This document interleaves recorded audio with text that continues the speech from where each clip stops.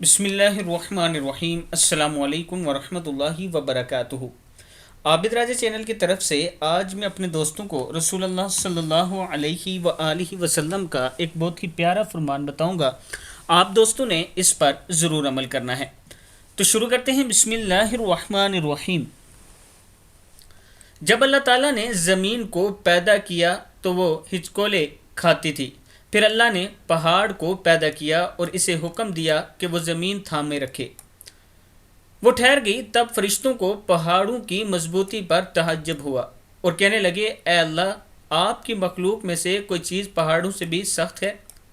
فرمایا، لوہا اس سے بھی سخت ہے۔ پوچھا، لوہے سے بھی زیادہ سخت کوئی چیز ہے؟ فرمایا، آگ۔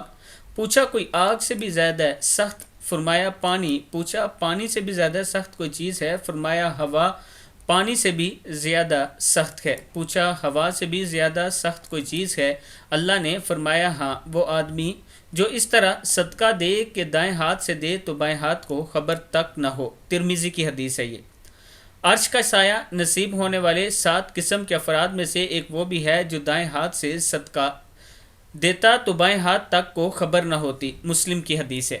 میں اپنے دوستوں سے گزارش کروں گا کہ صدقہ خیرات کرتے رہا کریں تاکہ کل قیامت کے دن آپ کامیاب ہو سکیں۔ السلام علیکم ورحمۃ اللہ وبرکاتہ۔